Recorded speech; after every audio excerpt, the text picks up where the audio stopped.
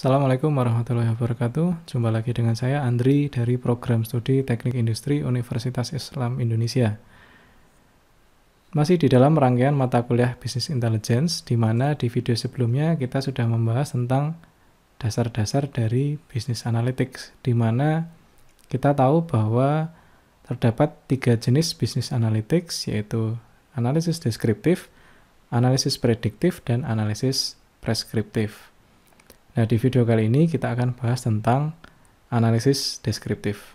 Seperti apa materinya, kita lihat setelah introduksi berikut.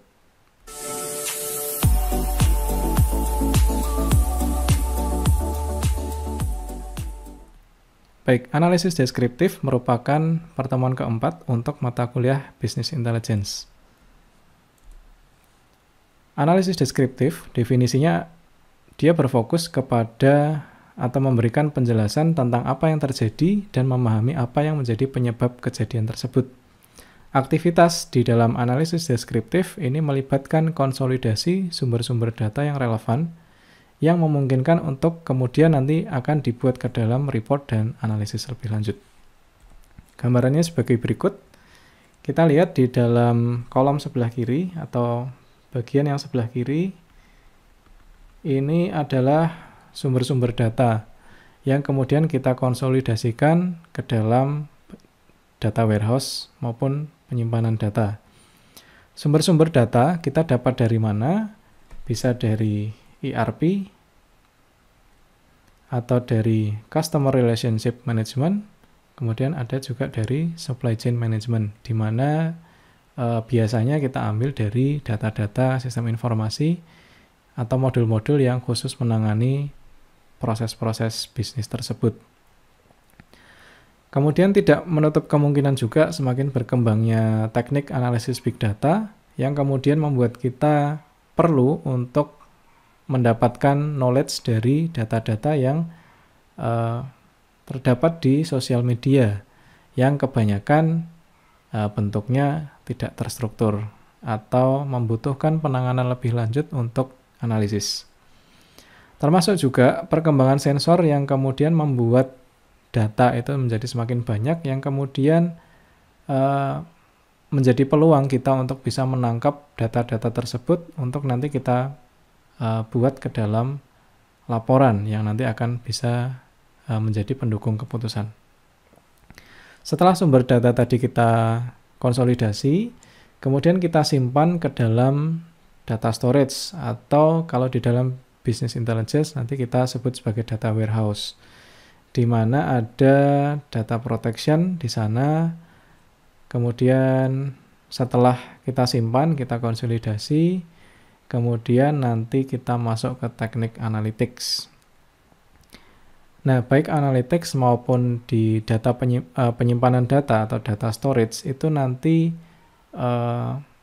akan lebih banyak menggunakan cloud storage maupun cloud computing. Tujuannya antara lain salah satunya adalah efisiensi. Bagaimana kita bisa menggunakan fasilitas yang banyak, tapi dengan misalnya biaya perawatan yang rendah. Kemudian dari analisis, kemudian nanti kita bisa memberikan laporan baik itu berupa pattern maupun tren yang kemudian kita bisa laporkan itu kepada end user maupun pengambil keputusan di dalam organisasi.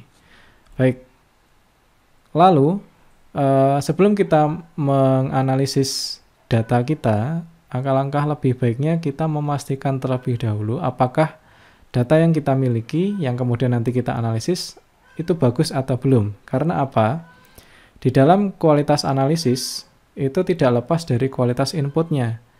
Jika inputannya buruk, maka outputnya pun buruk. Ini disebut juga sebagai garbage in, garbage out. Nah, terdapat 10 karakteristik yang dapat digunakan untuk menentukan seberapa siap data itu kemudian bisa diolah. Jadi kita pastikan dulu 10 elemen ini untuk memastikan bahwa data yang masuk ke dalam sistem itu adalah data yang baik. Kemudian, bicara tentang masalah data, ini adalah taksonomi data yang harus kita tahu sebelum nantinya kita memberikan laporan. Ini perlu kita pelajari untuk meminimalisir kesalahan analisis data, pengolahan data, maupun reporting. Pertama, data terbagi menjadi dua secara garis besar, yaitu data terstruktur dan data yang semi terstruktur maupun data yang tidak terstruktur. Data yang terstruktur itu biasanya nanti data yang sudah atau yang bisa siap tersaji di dalam bentuk tabel. Sedangkan data yang sifatnya semi terstruktur maupun yang tidak terstruktur itu biasanya nanti disajikan, kita memerlukan satu teknik khusus. Jadi dia tidak serta-merta siap disajikan di dalam sebuah tabel. Nah, kita akan berfokus kepada data yang terstruktur terlebih dahulu. Data terstruktur itu nanti terbagi ke dalam dua kategori atau dua jenis. Yang pertama data kategori, kemudian ada data numerik. Data kategori terbagi ke dalam dua, yaitu nominal dan ordinal. Data numerik terbagi menjadi dua, yaitu interval dan rasio. Kita masuk ke data kategori dulu. Jadi di dalam data kategori ini merupakan representasi dari beberapa kelas yang digunakan untuk membagi variabel menjadi kelompok tertentu. Contoh antara lain adalah jenis kelamin, kelompok usia, maupun tingkat pendidikan. Nah, biasanya nanti kita bisa temukan data demografi, misalnya usia atau pendidikan, itu bisa kita anggap sebagai data numerik, misalnya usia gitu ya. Antara 20, misalnya kita ambil data karyawan di sebuah perusahaan, usia dari 20 sampai 50. Nah, sebenarnya data-data tersebut meskipun numerik, tetapi seringkali tidak bisa memberikan informasi yang baik. Nah, akan lebih informatif jika usia itu bisa kita kategorikan ke dalam jumlah yang relatif kecil.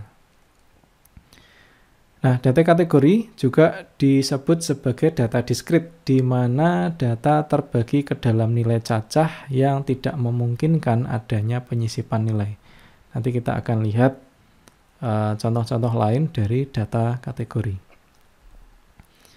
Di dalam data kategori ada data nominal, di mana data nominal ini berisi kode sederhana yang ditetapkan ke objek sebagai label, yang bukan merupakan pengukuran. Contoh variabel yang tergolong data nominal adalah misalnya status perkawinan, di mana kode 1 misalnya lajang, nomor 2 atau kode 2 menikah, kode 3 itu sama dengan cerai, dan lain-lain.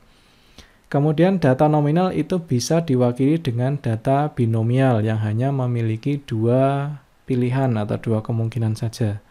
Ya atau tidak, benar atau salah, baik atau buruk, atau bisa juga multinomial, atau yang memiliki 3 atau lebih kemungkinan nilai.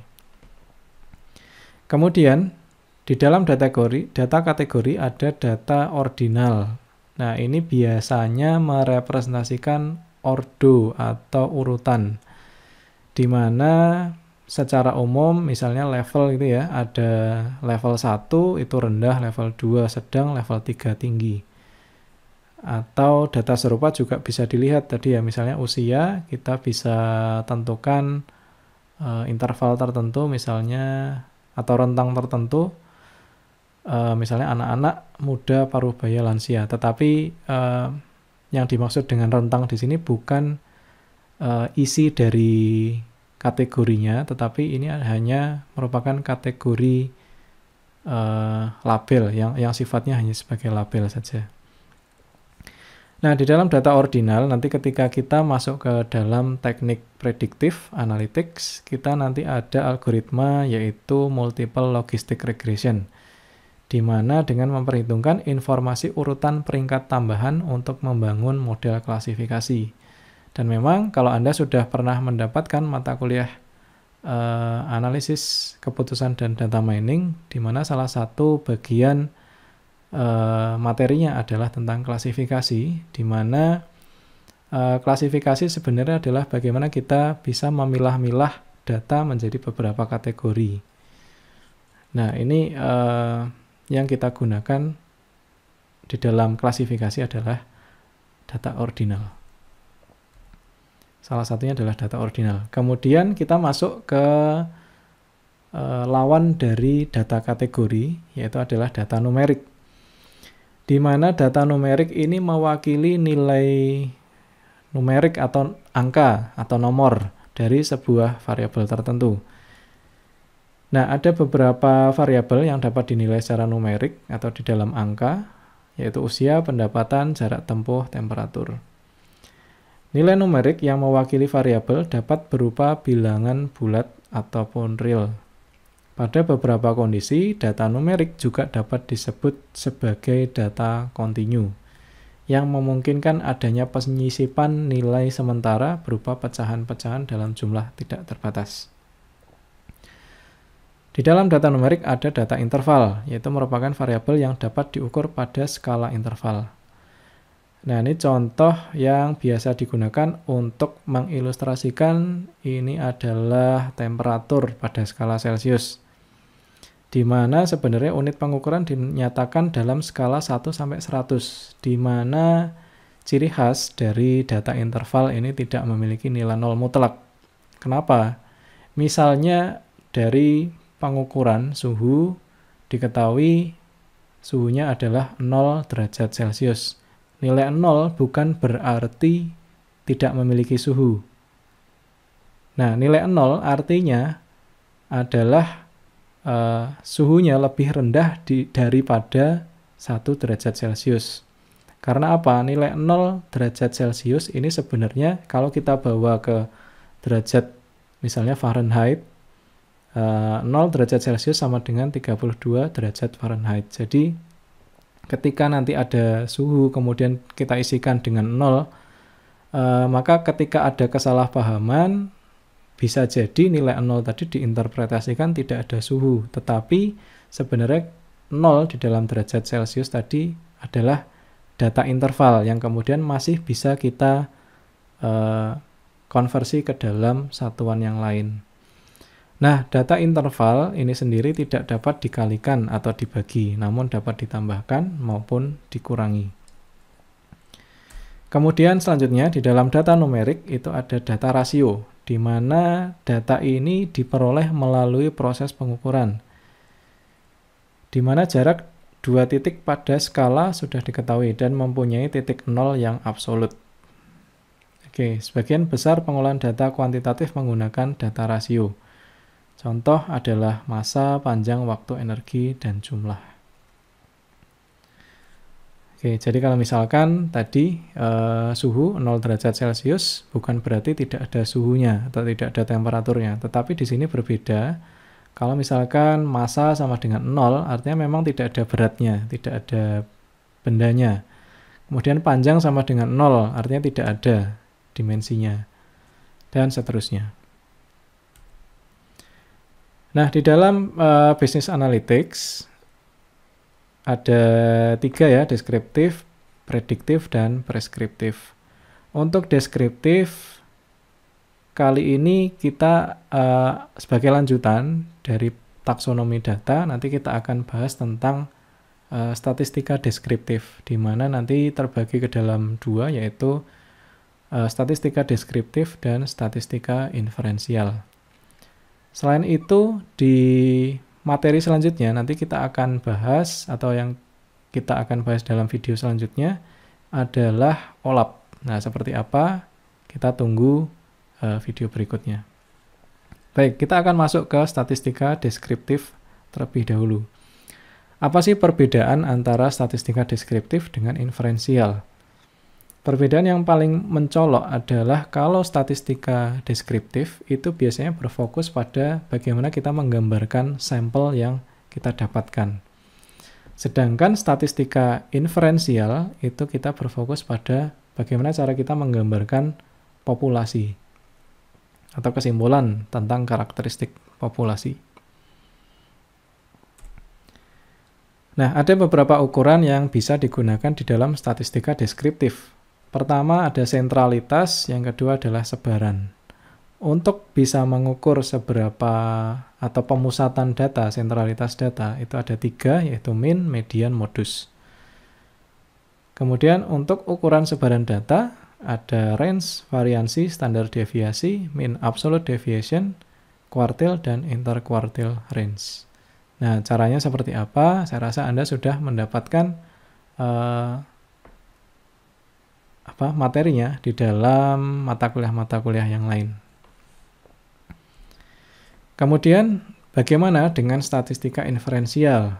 Nah, ini biasanya ukurannya dijelaskan di dalam tiga ukuran. Pertama ada bentuk distribusinya. Nah, ini biasanya digunakan banyak digunakan di teknik simulasi, di mana kita harus memotret sebuah perilaku sistem, kira-kira bagaimana perilakunya, dia mengikuti distribusi apa. Nah, bentuk distribusi di sini yang dimaksud adalah dia mengikuti distribusi bentuk apa, misalnya apakah dia normal, eksponensial, log normal, Weibull, dan lain-lain. Termasuk juga skewness, kemiringannya, atau kurtosisnya. Kalau kurtosis itu menunjukkan seberapa sempit atau seberapa lebar, ataupun juga menentukan seberapa tinggi puncak dari kurva distribusi tadi atau seberapa rendah. Nah, itu adalah perbedaan antara skewness dan kurtosis. Termasuk juga ada model korelasi. Nah, model korelasi biasanya nanti digunakan untuk mencari tahu hubungan antara dua variabel atau lebih. Nah, biasanya kalau di dalam korelasi kita hanya mencari tahu kira-kira ada hubungan atau tidak, kuat atau lemah. Kita tidak bisa mengetahui di dalam model korelasi, kita tidak bisa mengetahui berapa kekuatannya. Kita hanya tahu, oh ini berkorelasi kuat, berkorelasi lemah. Nah, di sana sudah ada metriknya, silahkan Anda buka kembali di materi untuk mata kuliah statistika yang sudah Anda dapatkan di semester sebelumnya. Termasuk ada model regresi. Model regresi sebenarnya adalah pengembangan dari model korelasi. Di mana kalau di model regresi kita biasanya misalnya ada Y sama dengan AX plus B. Artinya kita bisa cari tahu nilai A ini adalah, dengan kata lain, nilai A itu adalah seberapa kuat hubungan antara X dengan Y. Termasuk di dalam model regresi ini meliputi regresi linier maupun regresi logistik.